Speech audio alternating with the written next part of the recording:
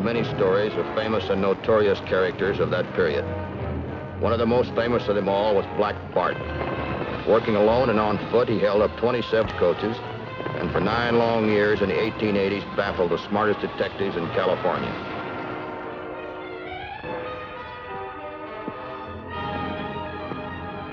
I'm Matt Clark, railroad detective assigned to the Black Bart case. His repeated stage holdups had cost the railroads and Wells Fargo thousands of dollars. The sheriff in this one-horse town had captured a man and claimed he was a notorious Black Bart. Hello, Matt. Howdy, Sheriff.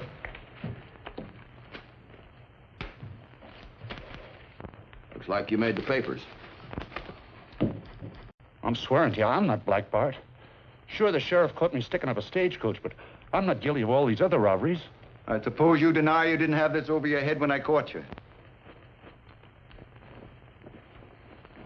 Well, there's no denying that this is a trademark of Black Bart. But I got good reason to believe this man's telling the truth. Black Bart's always worked alone. When you picked up this man, he had a gang with him. And another thing. He used a pistol instead of a sawed-off shotgun.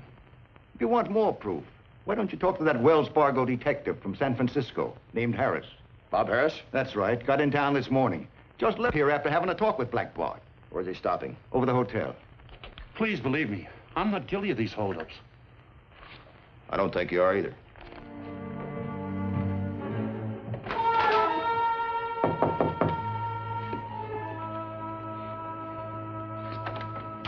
Matt. Bob, you old son of a Good gun. to see How you. are you? Thought you'd be around when you heard I was in town. Yeah, the sheriff said you'd paid a little visit over to his office. The man he's holding there is not Black Bart. Did you tell him that?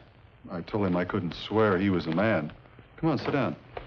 Look, Bob, there's no detective on the West Coast that knows more about Black Bart than you do. You could have convinced him of that. Why didn't you? Take advantage of all the free publicity, that's why. As soon as Black Bart reads those headlines, he'll want to pull another job, just to show us how wrong we are. What do you expect him to do? Send you a timetable? The next best thing. Maybe we can send him one. Yeah? I'm listening. Bart's pulled 26 robberies so far, most of them between Wairika and Sonora. You think he'll take that route again? He might, if we make the payload attractive enough. There's only one hitch in that, Bob. If he sees mugs like yours and mine riding the coach, he'll never step out of the bushes. Yeah, you got me there. Do you ever think of using a woman? Never have. What could a woman do? She wouldn't arouse suspicion, and I've got just a girl. Trained head and a cool observer. If we let her ride the coaches with a big payload of marked money and gold, and if we just happen not to be too far away at any given time. Sounds good. Send for her. You stick right here. I'll back.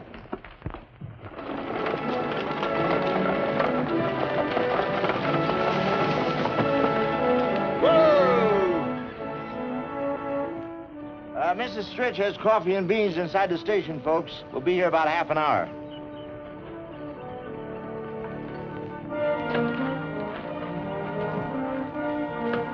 Thank you, Mr. Bowles. Pleasure. My partner, Frankie Adams, had been waiting in San Francisco, ready, willing, and able. Now I was meeting her on her first day out.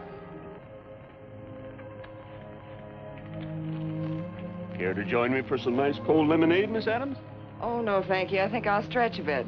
As you wish, my dear.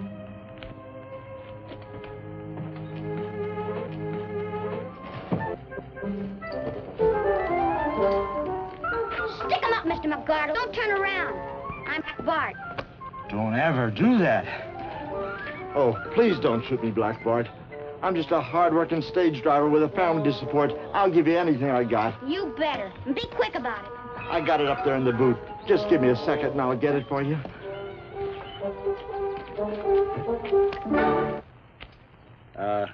Is this what you want, Black Bart?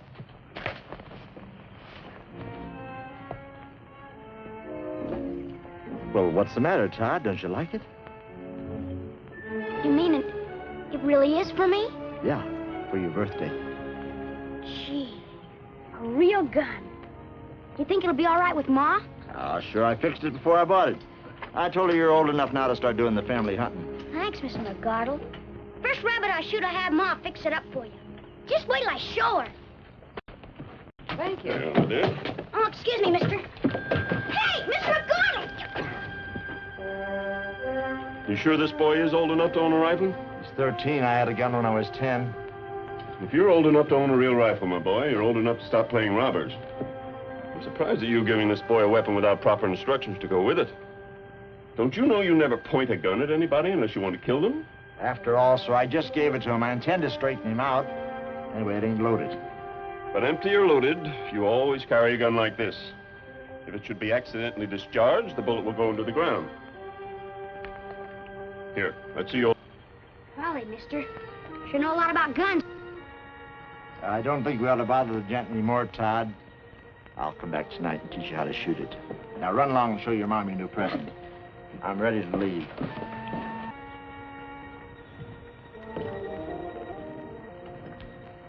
How was the ride? Rough.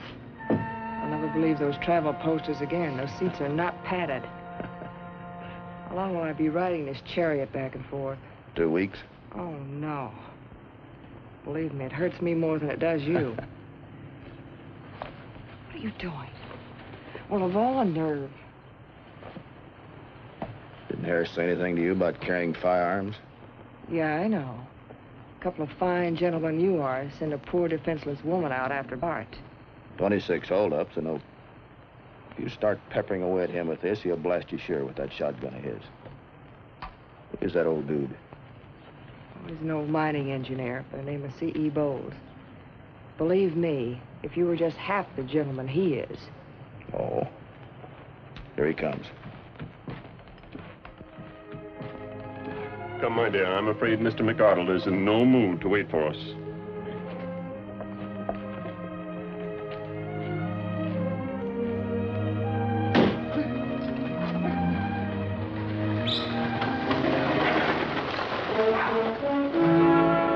That's the way it was going to be for almost 2 weeks.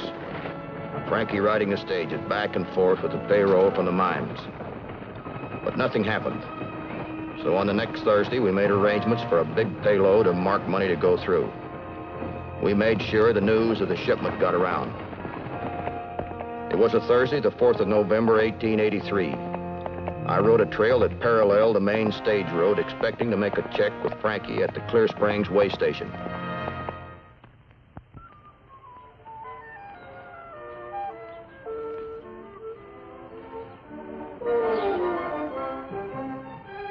Oh, boy.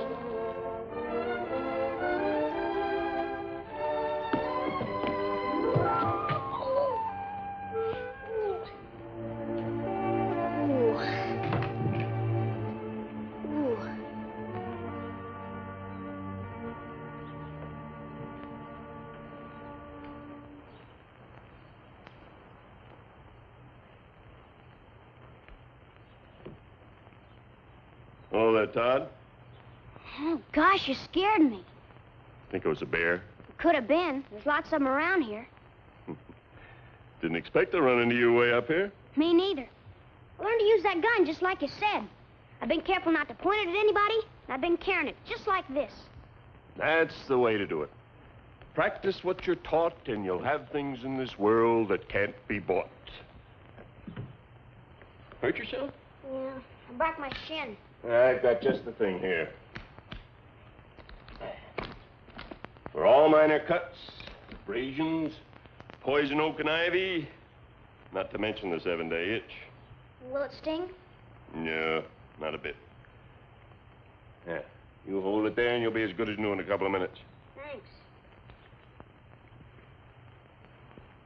Say, what are you doing way out here in the country? You lost? No, prospecting. Gee, sure don't look like it. All dressed up like that. Time you get as old as me, you'll learn people never really look like what they are.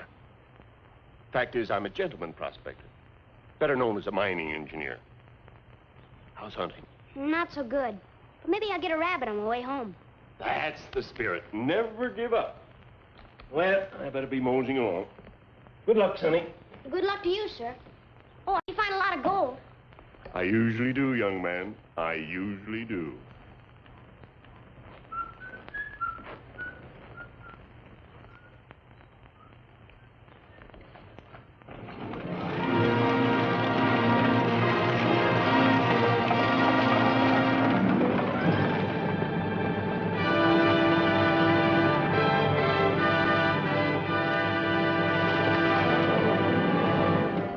there, driver.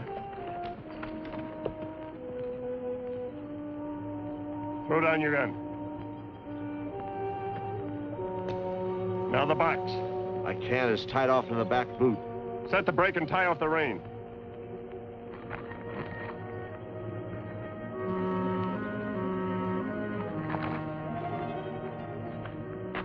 All right.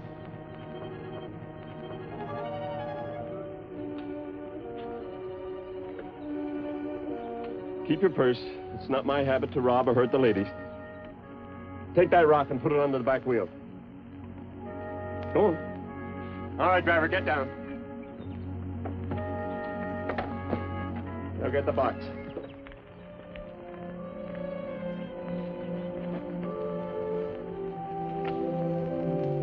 Help him, miss. Go on. Sit it over here. All right, driver, back on the seat. In the coach, miss.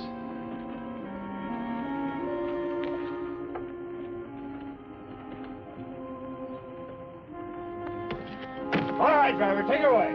Yeah! Get on!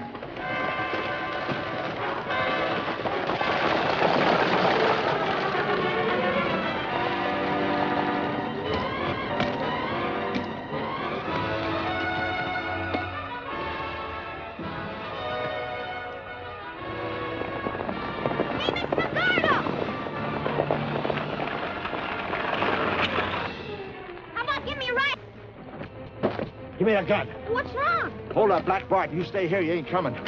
I wouldn't miss this for anything.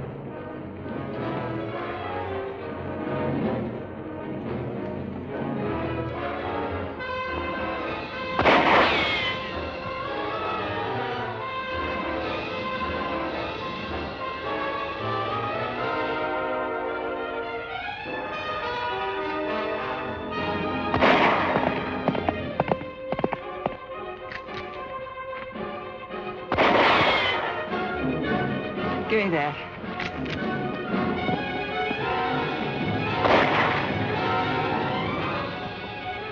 Gee willikin, you winged him.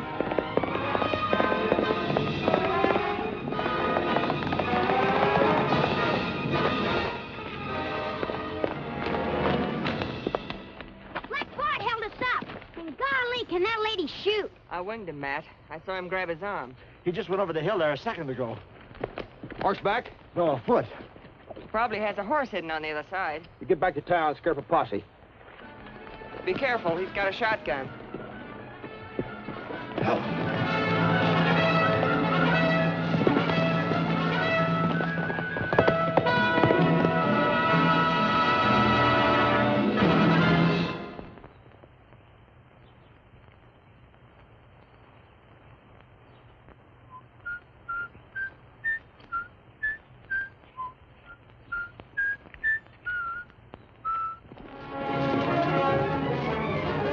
I got to high ground where I could see the country for miles. I was looking for a man on horseback, and that's where I made my mistake. I never figured a man would work entirely on foot without a horse hidden somewhere for a getaway.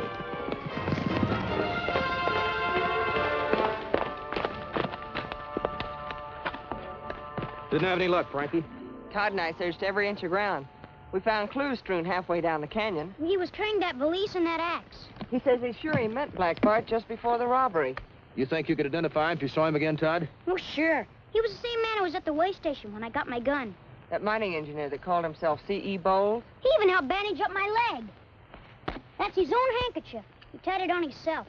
Say, Todd, you think I could borrow that handkerchief for a while? Oh, sure. He'd stop bleeding by now. Okay. Will that give us anything? It might, once we get to San Francisco and see Bob Harris at the Wells Fargo office. Oh, this he left on purpose.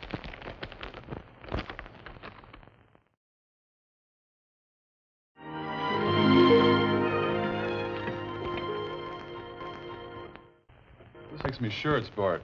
He's left poetry in the strong box before. I've labored long and hard for bread, for money and large sums, but on my corns too long you've tread. Too bad he didn't finish it. That could be argued a half a dozen different ways. Frankie didn't give him much of a chance to. I wonder what that last line is. Now we'll have to capture him to find out. As long as we can't find a man by the name of C.E. Bowles, I've got a hunch that this is our strongest clue. What do you think of that mark in the corner of the handkerchief? Chinese character. I'd say it's a laundry mark. Must be 1,000 laundries in California. I don't think we'll have to take in all of California. The marked money Bart took from the strong box has been turning up here in San Francisco. There's a possibility that Bart lives right here in the city between robberies. That'll be a good job for you, Frankie. That's what I was afraid of. Well, come on, let's go.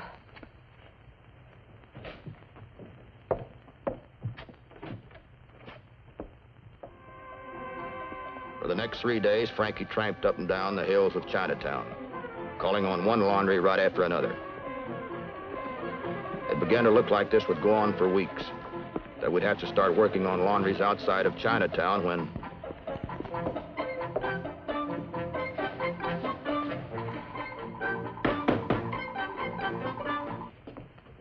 Hello, Missy. You got laundry ticket? Is this mark yours? Oh, yes, Missy. This mark mine. Who does it belong to? One moment, please. I tell you. It belong to Mr. C.E. Bolton. C.E. Bolton. You know something, Mr. Chang? You very nice man. Me too? Sure thing, you bet. Okay, goodbye. Goodbye. Bye-bye. As soon as Frankie passed the word, I began my daily watch of Chang's California laundry. On the third day, a man answering the description of Black Bart entered the laundry.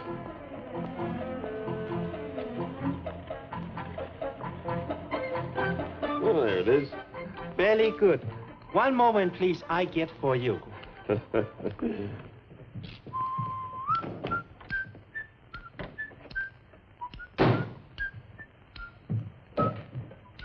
I beg your pardon, sir. Are you Mr. C.E. Bolton? Yes, I am. I'm Matt Clark, railroad detective. Indeed. I wonder if you'd come along with me, Mr. Bolton. We'd like to question you down at the Wells Fargo office. I'm a mining engineer, you know. Would this have something to do with my latest shipment of gold? Yeah, I'm afraid so, but I doubt if it was your gold. This is all very highly irregular, of course. However, I should be delighted to go along with you. Chang, this man's trying to rob me. Stop it!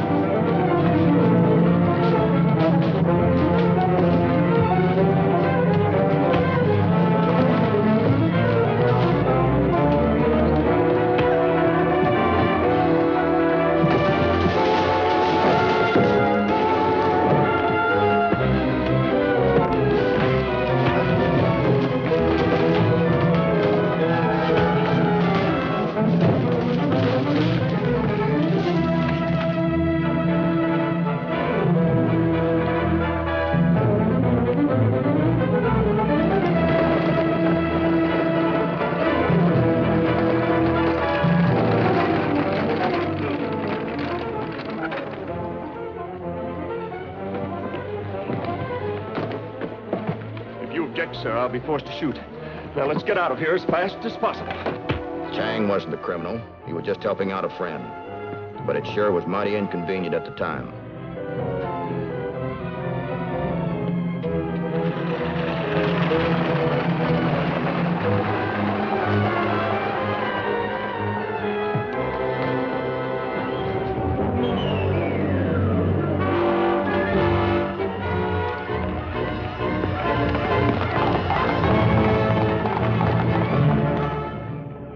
Bart turned into town and tried to get away on foot, he might have made it.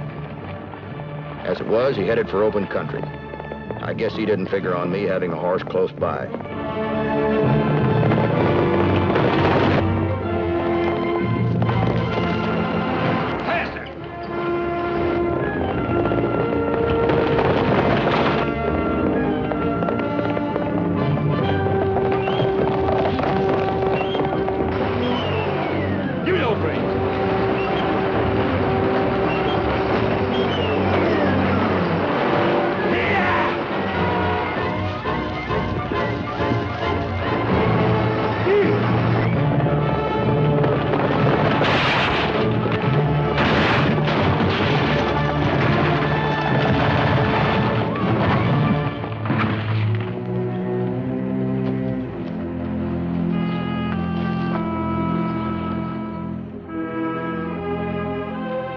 Black Bart wasn't dead.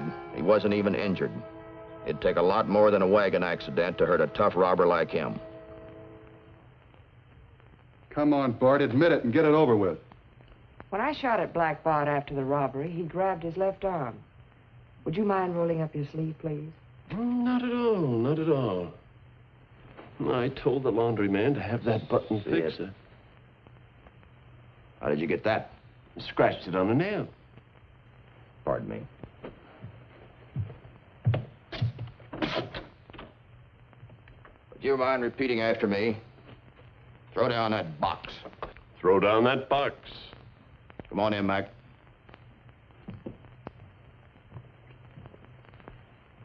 The voice you just heard, Mac, whose is it? I just heard the voice of Black Bart, Mr. Clark. It was the last man who said, throw down the box. That's all, Mac, thanks.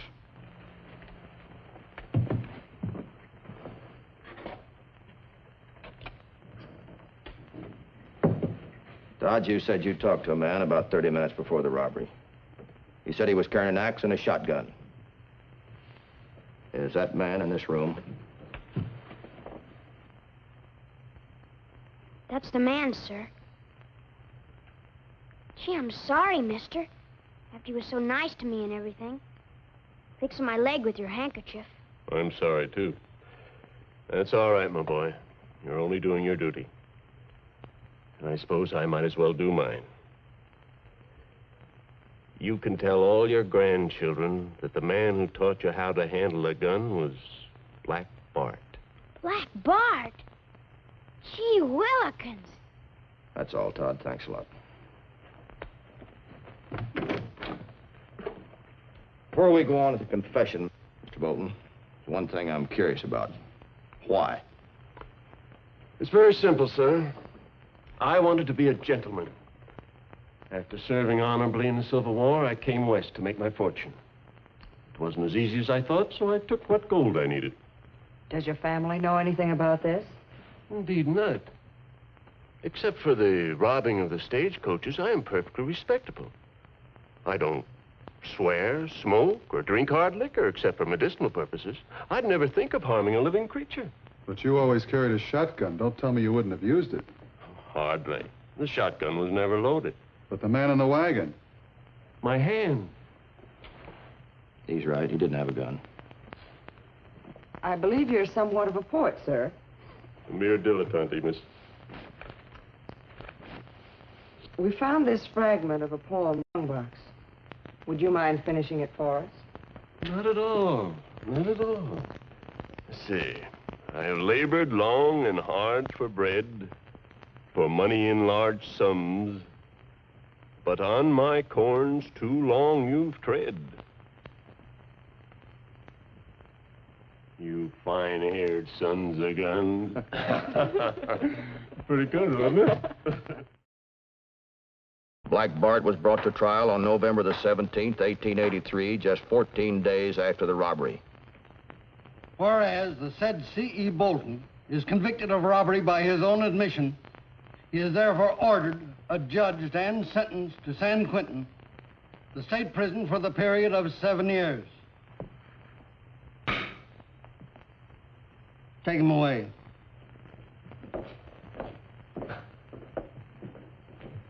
Too bad he didn't stick to writing poetry instead of robbery, eh, Judge? It's all according to taste, Mr. Clark.